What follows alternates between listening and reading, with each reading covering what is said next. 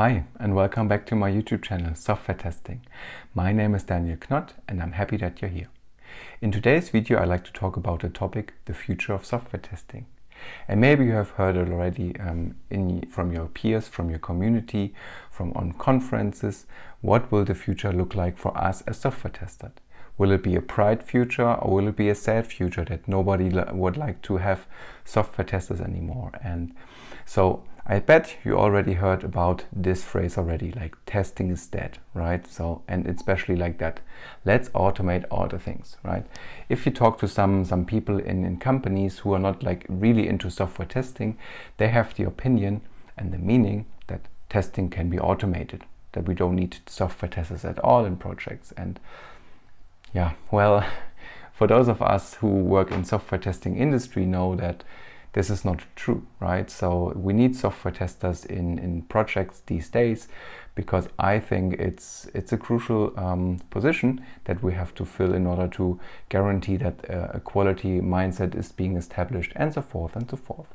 But as I said, the some companies, they have the perception, but maybe it's not companies, maybe it's individual people who have no idea about testing because they also had no like formal education on that. So what is testing and what is the testing future all about? This is something that I would like to cover in this video. And a little spoiler, testing isn't dead. It looks good for us. So, and in order to give you some guidance what might come up next in your career, I did some little research. So of course I used the internet. I did some research on upcoming technologies and trends that I think that will come up in the next few years. Some of them are already there and bring us a really bright future. And I also talked to some other people from the community on Slack, on conferences, or on other occasions, what they think about the future of testing and what it might bring to us. What I can already tell you is that we still need manual testing or like normal testing. We still need exploratory testing. We will still need test automation. It's more like, okay, what are the industry heading to? Will it be mobile? Will it be web? Will it be other technologies? And this is exactly what this video will be all about. Different fields of interest that might come around for us as software testers. So let's deep dive into the first category that I think we will see in the near future, or what challenges we have to solve as software testers. It's big data and machine learning. It's nothing new, right? It's still already in the industry. We have many products out there that collect tons of data. Every second that you use the product, they will collect the data, how you use the product, how you click it, what are you doing, with whom you're interacting, and so forth and so forth.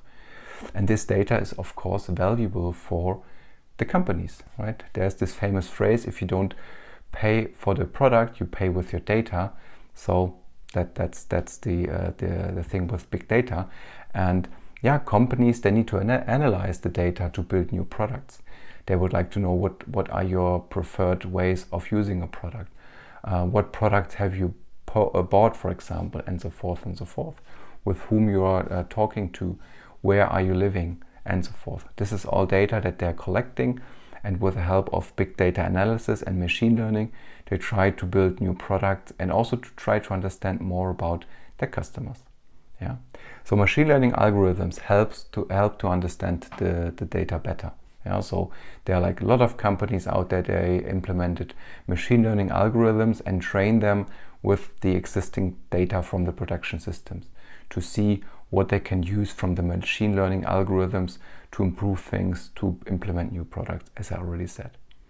And there's also something that I've seen now is that machine learning is getting slowly into our IDEs, for example. So there's the GitHub Copilot, for example. So it's also some machine learning algorithm, AI, if you would like to say so, which helps you to write code. And also, like just this week, there's this big topic online is this OpenAI interface where you can talk to an artificial intelligence to ask questions like, what is exploratory testing, and you get a good result. I also tried it out for like really simple programming stuff, like write a testing cucumber, for example. So there's a lot of things going on with big data and machine learning, and in order to survive in those industries as a software tester, excuse me, it's important to have technical analytical skills are required, because it's not that you need to execute something on the big data or machinery. It's more like to think about the algorithms. How is an algorithm implemented? And to really deep dive into the code. And for that you need strong technical analytical skills, from my point of view. The next topic I would like to talk about, blockchains. I already did a video some weeks ago, or a month ago actually, about how to test blockchain technologies. And don't worry, I'm not talking about Bitcoin or currencies or anything like that. I'm talking more about the technology itself. So it's a trending topic. As I just said, there was this big bear market going on right now. Everything is crashing at the moment. This doesn't matter, because I think that blockchain technology is here to stay, because it's a really nice technology, and you can build up really smart products out of it. And we're just at the beginning of this trend, or at the beginning of this technology, right? As I said, it's much more than a digital currency. It's a decentralized digital ledger, and it provides a lot of security features that you can use in order to implement smart contracts, or anything that you would like to be persistent in a blockchain that nobody can manipulate or change, because it's written in this distributed ledger and it's there forever. Yeah, so that's a big benefit of it. Blockchains are complex software products. Yeah, for those of you who have watched the video, blockchain is software. Yeah? So we need to test it as a software project. On the other side, it really relies on really technical topics that we have to cover. So, for example, all the non-functional requirements or non-functional testing techniques that we know, like performance, security testing, accessibility maybe, or usability, and these kind of things are something that we need to have really strong and analytical skills and skills at all in order to pursue this technology and to survive as a software tester there. So there's lots of potential here. As I said, lots of potential. Again, it's a really technical field that we have to uncover, to learn about. And as I said, take a look at the video that I recorded some month ago, where I presented you with some tools and guidance, how you test the blockchain. And if it's of interest for you, I also brought some follow-up content to read on. And I think it's a really interesting field that might come up in the future for us as well. As I said, non-functional testing is important. Again, an evergreen that I also talked about in another video is security testing. So security testing, as I said, it's an evergreen. It remains a hot topic in tech. I mean, for those who are following the news, there's not a single day that not a company is getting hacked or there's a data breach, or so forth and so forth. And that's why I think security is a really important topic. And if you would like to remain relevant in your job or in your career, security might be the way to go in order to learn about system architectures, how systems are communicating with each other, and what can go wrong, right? And our testing mindset helps a lot in order to ask the nasty questions, talk about risks, and so forth and so forth. Yeah, it's complex. It has many layers in terms of security holes or data breaches that can happen, because it can happen on every layer on the application stack or on the tech stack that you have, from the backend applications to the APIs, the servers, from a hardware point of view, if you use, for example, third-party libraries. So there are potentially lots of security holes that can come in and that you have to cover, or not. Or not. It's not a good idea. Yeah, it's deep technical and system understanding is required.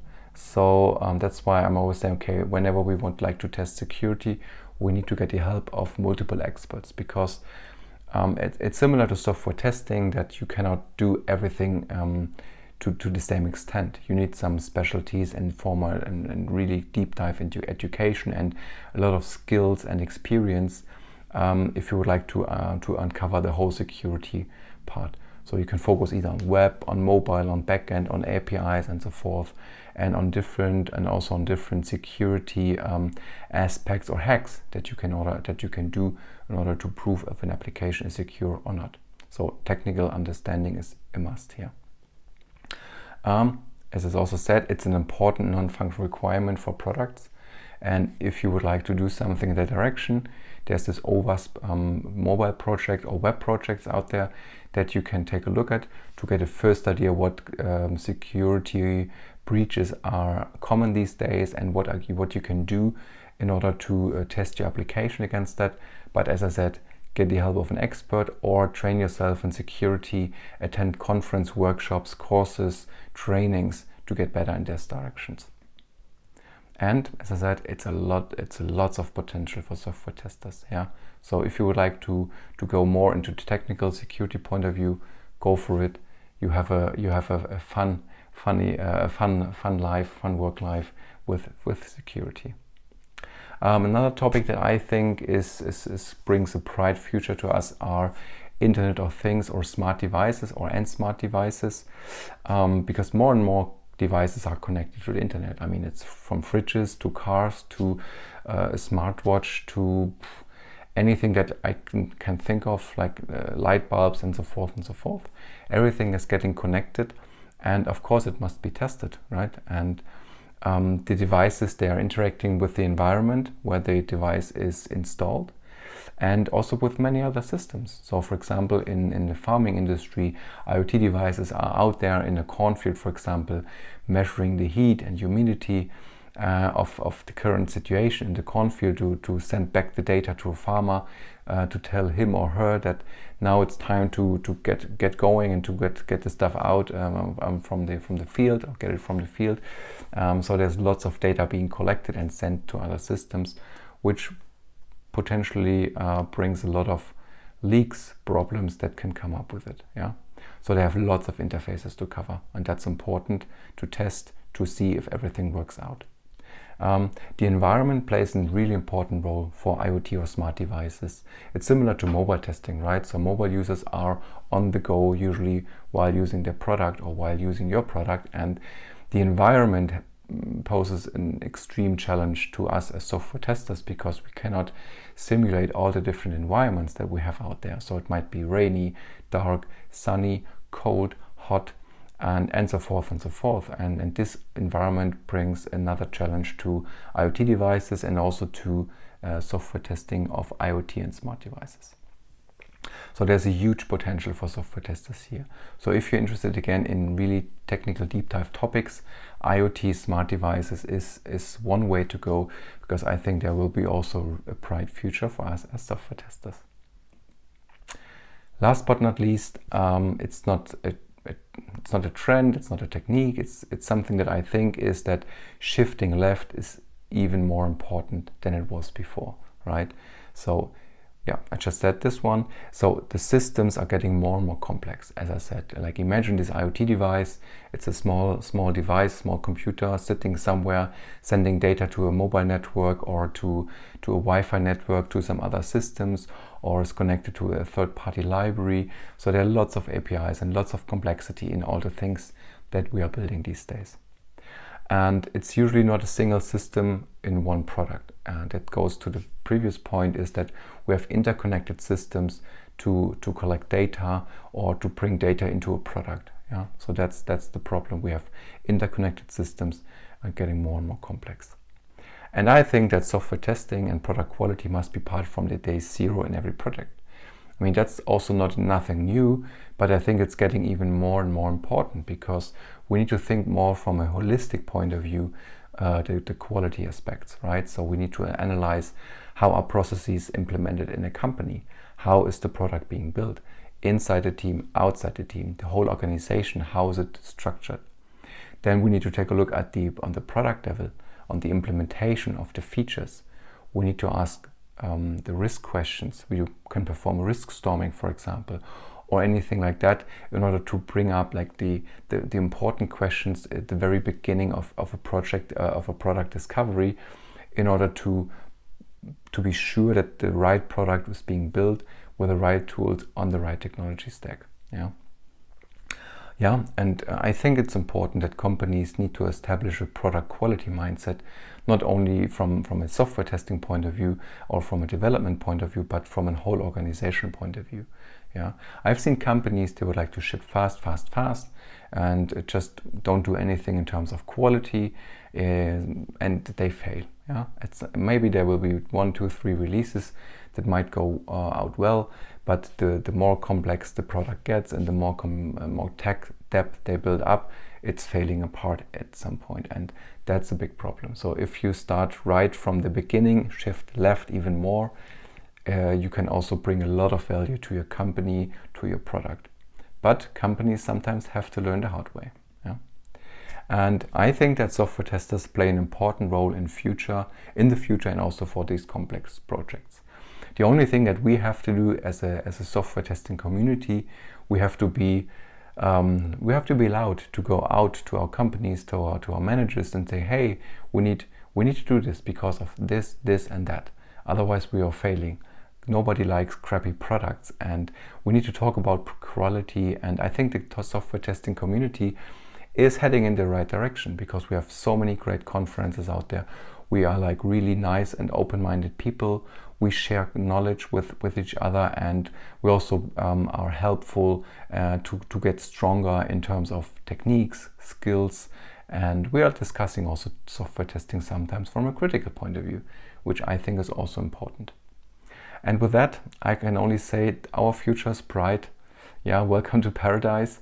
If you would like to deep dive in some new technical areas, maybe this video was helpful for you. I talked about blockchains, big data, machine learning, security, IoT devices, and some others. And I think those are just some fields that I found out doing my research that might come up in the future. Some of them are already here to stay. Maybe some of them will disappear. Who knows? But as I said, the future will be bright, and I'm really looking forward to work at least another 10 years in the software testing industry. And with that, I say thank you. Thanks for coming by. If you liked today's video, leave me a thumbs up. Hit the subscribe button to support me, and thank you and goodbye.